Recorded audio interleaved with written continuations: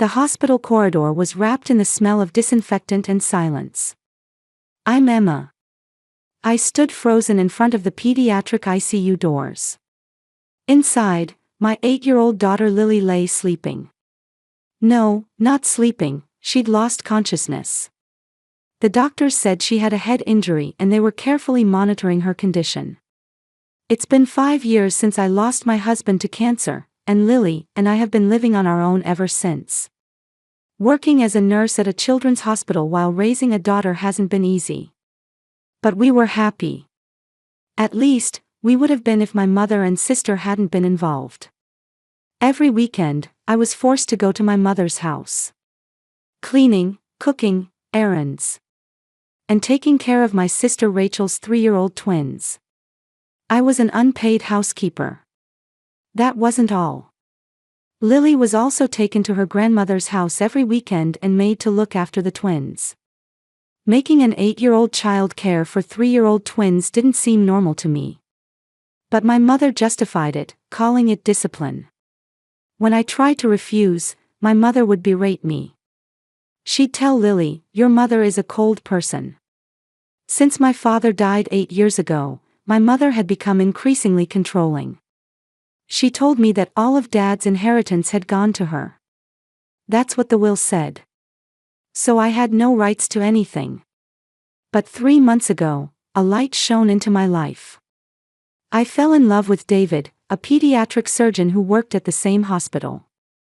He was kind and sincere, and he loved Lily like his own daughter. Lily was thrilled, saying, "I want David to be my daddy." We were going to get married in 3 months. David was furious when he learned about my relationship with my mother. "Making Lily an unpaid babysitter every weekend is abuse," he said. And he suggested we distance ourselves from my mother after we got married. I agreed. For the first time, I thought I might escape my mother's control. But my mother was enraged by this. "You're going to abandon me?" she screamed. Rachel cried and clung to me. "Who's going to watch my kids if you're not there?" "Lily enjoys helping." But lately Lily had been saying, "I don't want to go to Grandma's house." When I tried to ask her why, Lily would go silent. Had something frightening happened? I should have noticed. Friday night, I took Lily to my mother's house. It was for my sister's party preparations. While I was out shopping, Lily stayed at her grandmother's house. At 7 p.m., my mother called. Lily fell down the stairs. I called an ambulance. When David and I rushed to the hospital, Lily was unconscious with a head injury. The doctor said, she fell from the second-floor stairs. There's bleeding in her brain. I couldn't believe it. But Lily's a careful child. She wouldn't run on the stairs. My mother said coldly, "Children suddenly start running." I wasn't watching. That cold attitude made me uneasy. Her granddaughter was hovering between life and death, yet my mother showed no distress at all. As if it were someone else's problem. While holding Lily's small hand in the ICU, tears streamed down my face. "Wake up, Lily. I can't live without you." Then my cell phone rang. It was my mother. My mother's first words were completely different from what I expected. "Is Lily okay?" I answered in a trembling voice. "She hasn't regained consciousness yet." My mother just said, "I see," briefly. Then came the unbelievable words. "By the way, tomorrow is Rachel's promotion party. You'll handle the venue decorations, right?" I couldn't believe my ears. What did she just say? My daughter is hovering between life and death, and she's talking about party decorations. "Mom, this isn't the time for..." My mother's voice turned cold. "You're not a doctor, so there's nothing you can do. Are you going to ruin your sister's important day?" When my mother said that, Rachel seemed to grab the phone. "Do you know how hard I've worked? This party is the most important day of my life." I desperately searched for words. "I'm sorry, I can't go right now. Lily is..." My mother grabbed the phone back. If you don't come, I'm cutting you off. It's your choice. The phone was hung up unilaterally. I stood there stunned. My daughter is unconscious, and my mother only cares about my sister's party. Is this really family? My colleague Nicole, holding a coffee cup, approached in the hallway. She was also a close friend I'd worked with. I overheard. Is your mother always like that? Nicole looked at me with worried eyes. I nodded weakly. She's been like this forever. I just have to endure it. Nicole sat down next to me and handed me the coffee. Emma, that's abuse. Making an 8-year-old an unpaid babysitter every weekend is also abuse. I was in the same situation until 10 years ago. I looked at Nicole. It was the first time she'd talked about her own past. Nicole began to speak quietly.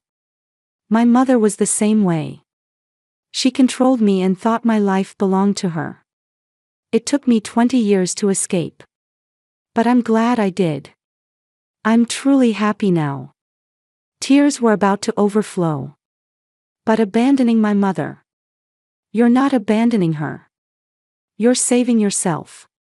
Nicole squeezed my hand. You have choices. You have David and your daughter. They're your real family. For the first time, I began to think I might be able to escape my mother's control. But I was scared. Could I live without my mother? Nicole said with a serious face, Hey, do you really think Lily falling down the stairs was an accident? I gasped. What are you saying? Because your mother isn't worried at all about Lily being hurt. Those words pierced my heart. That's right, my mother showed no distress at all. As if she'd known from the beginning. But surely, that couldn't be. David came back. His face was tired, but he smiled gently when he saw me. Lily's condition is stable. But she still hasn't woken up. I was filled with feelings of self-blame. It might be my fault. If I'd been a better mother, if I hadn't taken her to that house. David put his arm around my shoulders. Emma, listen. You're a wonderful mother. Your mother is the one who's wrong. In his arms, I felt safe for the first time. David continued, When we get married, I'll protect you and Lily. You'll never have to obey those people again. I clung to David while crying. In his embrace, I felt protected for the first time. Since my husband died, I'd been fighting alone. But I'm not alone anymore. Then my smartphone started ringing. Messages kept arriving. From my mother. Why aren't you answering? Rachel is crying. You're the worst sister. If you don't come tomorrow, I really will cut you off. Making a big fuss about Lily to ruin Rachel's day.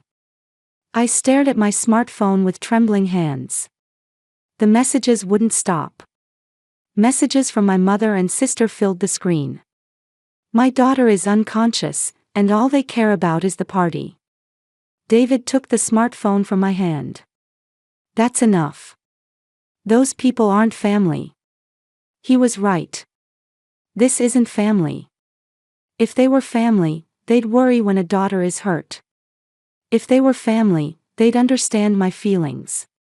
I said quietly, I'm ending this. Nicole nodded. I support that decision. I took back my smartphone and opened my mother's contact. Then I pressed the delete button. Next I deleted Rachel's contact too. My finger was shaking, but I pressed through to the end. Nicole smiled. Well done. David squeezed my hand. I'm here with you. For the first time, I felt freedom. It was like a heavy burden had been lifted from my shoulders. But at the same time, anxiety flickered in the depths of my heart. Why did the accident happen now, at this timing? Why wasn't my mother upset at all? I returned to Lily's hospital room. I held my daughter's hand as she lay in the small bed. Lily's face was pale, and her head was wrapped in bandages. The monitor was steadily marking her heartbeat. "Lily, wake up soon," I spoke to my daughter. "Mommy isn't their slave anymore. We're going to be a new family with David. The three of us are going to be happy." I thought I felt Lily's finger move just a little. Or was that my wishful thinking? I gripped my daughter's hand tightly. David placed his hand on my shoulder from behind. "I'm here with you." That night, I slept at my daughter's bedside. In my dream, the three of us were in a house with a wide yard. Lily was running around laughing. No mother, no sister, just our world. That was the future I wanted. Saturday morning, I was at Lily's bedside. Outside the window, the morning sun was beginning to rise. The beginning of a new day. But my heart was heavy. David came in with coffee. "Why don't you rest a little?" "I'll watch her." I shook my head. "I'm fine. When Lily wakes up, I want to be the first person she sees." David sat down next to me and handed me warm coffee. We watched our daughter in silence. Lily's small chest was rising and falling regularly. She's alive. That alone should be enough to be grateful for. Then the hospital room door opened. Barbara and Rachel came in. Both were dressed flashily, as if they were on their way to a party. I stood up in surprise. "Why are you here?" My mother ignored me and approached Lily's bed. "I came to check on Lily. And I need to talk to you." Rachel looked at her watch and said irritably, "What about the party preparations? It's already 11 o'clock. I looked at Rachel in disbelief. "You're still going on about that?" My mother looked at me with cold eyes. "Emma, face reality. Lily still hasn't woken up. Nothing will change with you sitting here." Something inside me snapped. "Get out." Rachel said in a shrill voice, "My party starts at 2 p.m. The venue decorations aren't done, the cake, nothing." David stood up. His voice was low, as if suppressing anger. "Please leave. Right now." My mother glanced at David but ignored him and turned back to me. "Emma, you're too cold to Rachel. You always have been. You only think about yourself." I looked my mother straight in the eye. "Lily is hovering between life and death, and you're talking about a party." Rachel started crying.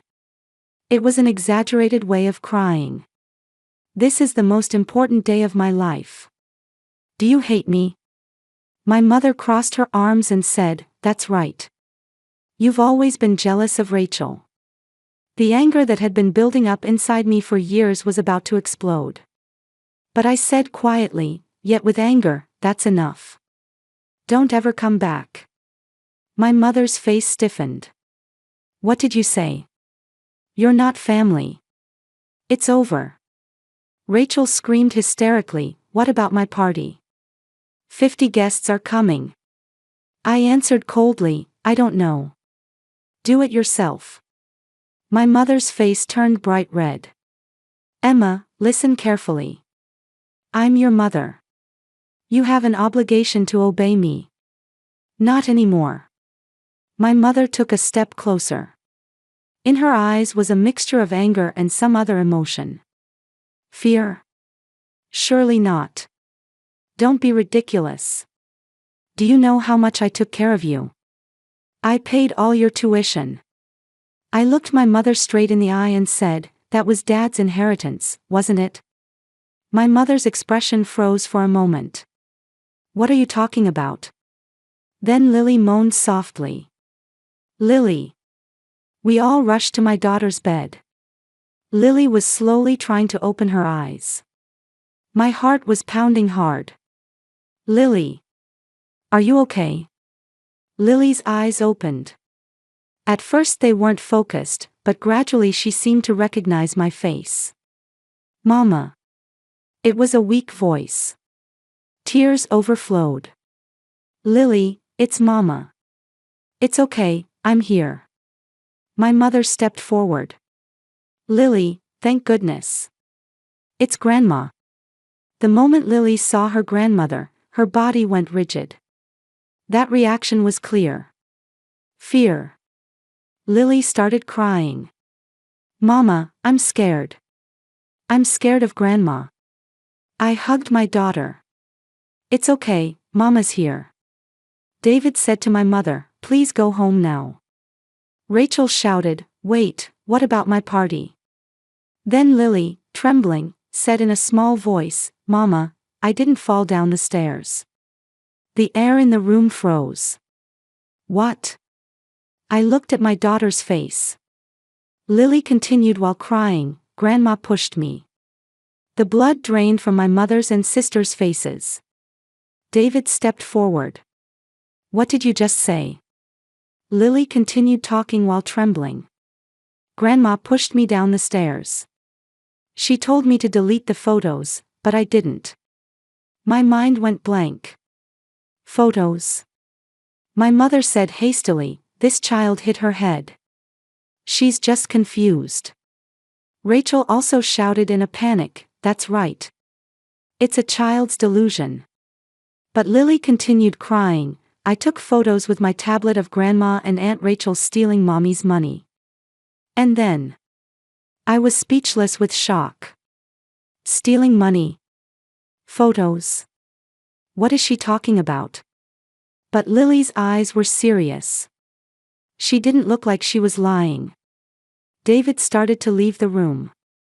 I'm calling security. My mother shouted, wait. This child is lying. I said in a cold voice, get out. Right now. David came back with security guards. My mother and sister resisted desperately, but the guards mercilessly escorted them out of the hospital room. Rachel was shouting in the hallway, the party, my party. My mother was also shouting, Emma. You're going to regret this. The door closed. Silence returned. I hugged my daughter while trembling. I'm sorry, I'm so sorry, Lily. Mommy couldn't protect you. Lily cried in my arms. Mama, do I have to go to Grandma's house anymore? I answered while crying, never again. I promise. David embraced both of us. It's going to be okay now. I'll protect you both. For the first time, I felt the warmth of a real family. Not blood ties. Love and respect and protecting each other. That's what family is.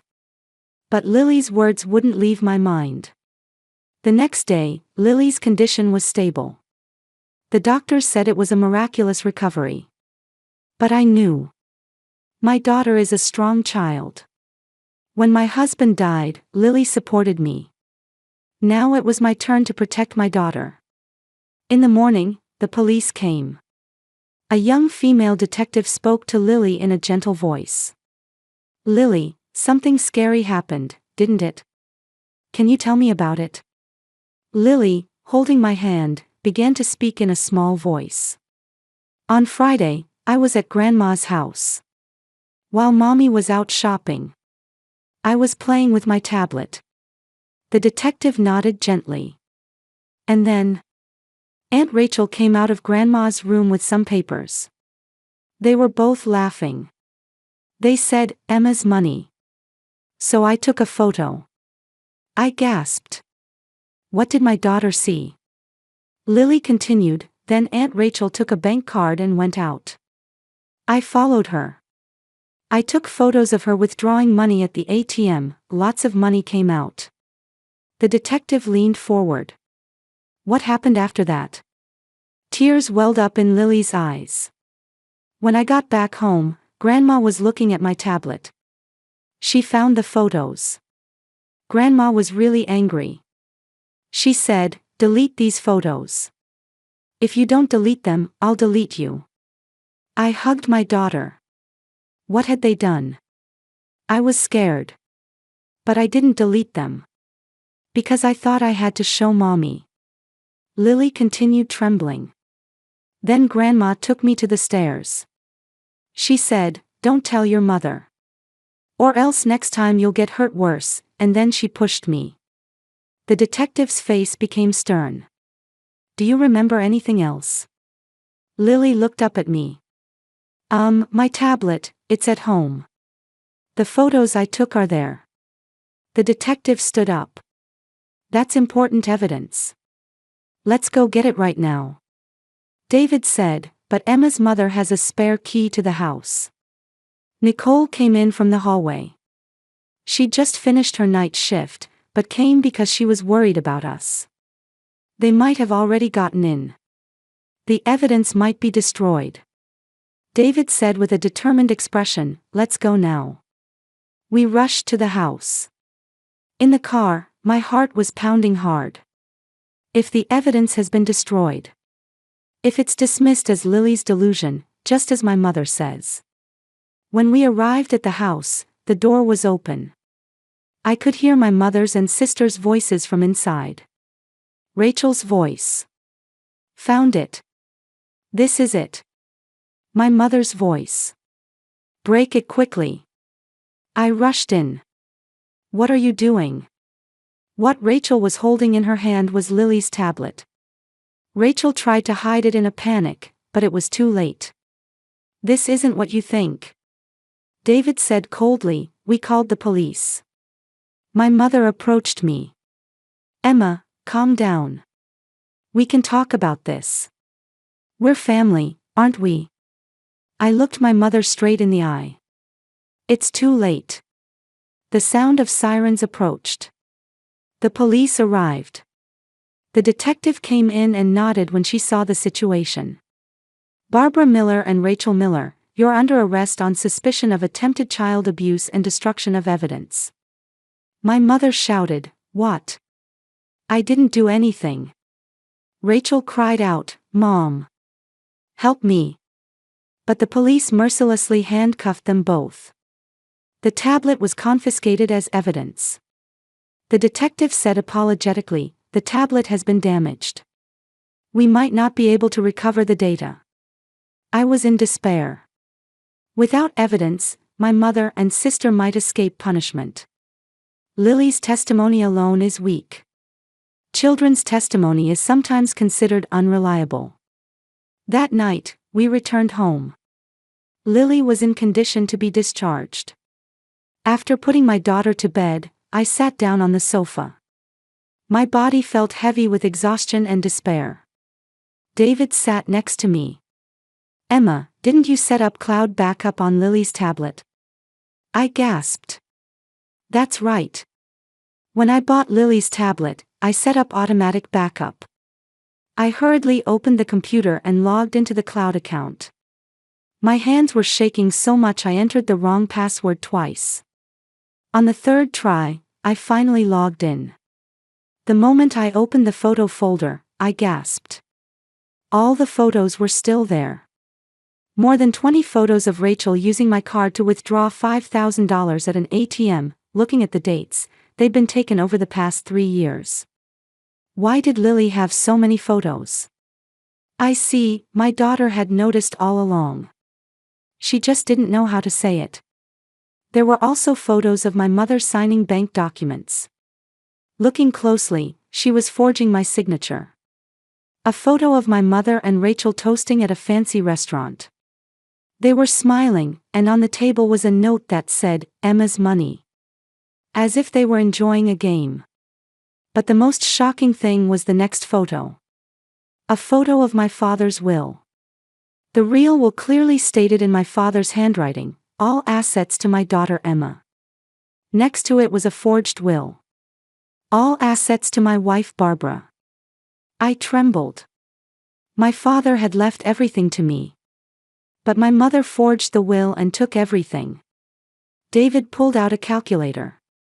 He confirmed each photo one by one and calculated the amounts. "Emma, this is over $320,000 total." I couldn't believe it. $320,000.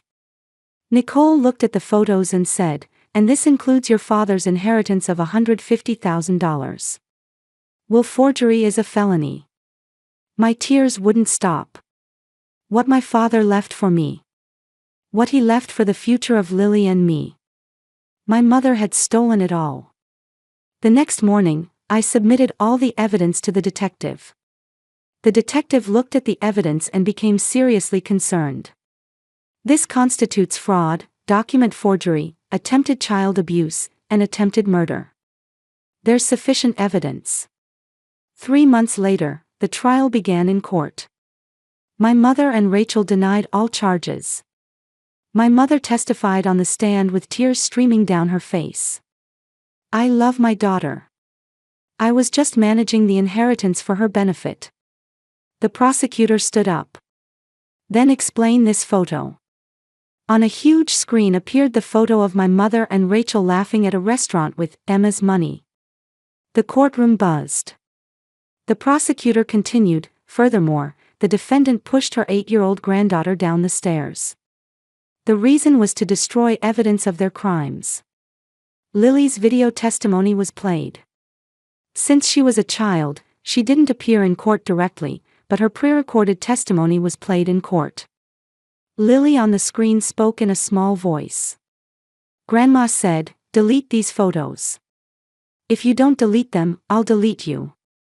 I was scared. Then she pushed me at the stairs. The courtroom fell silent. Several of the jurors were wiping away tears. My mother shouted, "That's not true. That child is lying." The judge banged the gavel. Silence. On the day of sentencing, the courtroom was packed. It was widely reported in the local news as the case where a mother tried to kill her grandchild. The judge read the sentence. I sentenced defendant Barbara Miller to 12 years in prison and defendant Rachel Miller to 8 years in prison. Furthermore, I order full restitution of the embezzled $320,000 to victim Emma Johnson, plus $500,000 in damages. My mother and Rachel cried out. Rachel shouted, "Mom! Help!" My mother looked at me and shouted, "Emma! Please! I'm your mother." I just stared with cold eyes. Then I said quietly, "You're not my mother." As I left the courtroom, I felt true freedom for the first time. David held my hand, and Nicole was smiling. Outside, Lily was waiting. My daughter ran up to me and hugged me. "Mama, is everything okay now?" I hugged my daughter. "Yes, it's all over now." I heard that my mother was spending her time alone in prison. No one came to visit. All of my mother's friends had left. After the case where a mother tried to kill her grandchild was widely reported in the local news, people disappeared from around my mother. Rachel was divorced by her husband. She also lost custody of the twins. Rachel's ex-husband said he couldn't keep the children near a woman like that. Rachel is now serving time in the same prison as my mother. Letters from prison arrived several times. From my mother. I didn't do anything wrong. Emma is the one who's all wrong, it said. I threw away the letters without reading them. I won't be hurt by my mother's words anymore. 3 months later, David and I got married. It was a ceremony in a small church. Lily wore a white dress and walked beside me. My daughter proudly carried a bouquet. "Mama, you're beautiful," Lily said with shining eyes. David was waiting for me in front of the altar. There were tears in his eyes. We exchanged our vows. In sickness and in health, I vow to love, respect, and protect each other. Nicole and hospital colleagues gathered at the ceremony. It was a ceremony without my mother or sister, but it was wrapped in warm blessings. This is what real family is, I thought. People connected not by blood, but by love and respect. I bought a small house with my father's inheritance. I installed playground equipment for Lily in the yard. A swing and a slide. Lily plays there every day. Laughter echoes in the yard. Every time I hear that voice, I feel happy. The repaid $320,000 was saved as Lily's college fund. I want my daughter to choose her own path. I want her to pursue her dreams without worrying about money. David and the three of us spend every weekend together. I'm no longer anyone's unpaid housekeeper. I'm no longer controlled by anyone. We're free. One Sunday morning, the three of us were standing in the kitchen. David was making pancakes, I was cutting fruit, and Lily was setting the table. Lily said happily, "Mama, this is a real family, right?" I hugged my daughter. "That's right, Lily." David said with a smile, "It'll always be like this." Lily hugged both of us. The three of us held each other for a while. I wished this moment could last forever. Then my cell phone rang. Looking at the screen, it was a call from the prison. I didn't answer the phone. And I set it to reject calls. "The past is over," I said quietly. David placed his hand on my shoulder. "Let's live looking forward." We sat down around breakfast. The sweet smell of pancakes. Lily's laughter. David's gentle smile. This is my family. This is my life. I continue to work at the hospital. One day, an abused child was brought in. The mother was shouting, "I didn't do anything wrong. This child is the one who's wrong." When I heard that voice, I remembered my own mother. I gently hugged that child. "It's okay. You didn't do anything wrong." The child clung to me while crying. The small body was trembling. Like I used to be. Like Lily used to be. Nicole smiled next to me. "You've really become strong." I nodded. "It's thanks to you." That night, when I came home, David and Lily had made dinner and were waiting. "Mama, welcome home." Lily came running over. David smiled. "Are you tired?" I looked at the two of them and smiled from my heart. "Not at all. Because when I come home, my family is here." The three of us gathered around the table. Lily was happily eating pasta. David was talking about work.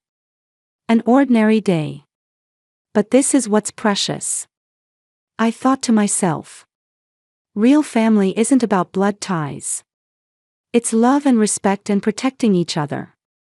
That's family. Lily looked at me while laughing. Seeing that smile, I almost cried. I'll never let anyone hurt Lily again. I'll never be controlled by anyone again. This is our new life. This is real family. The three of us held hands. Whatever difficulties lie ahead, we can overcome them together. Because that's what family is.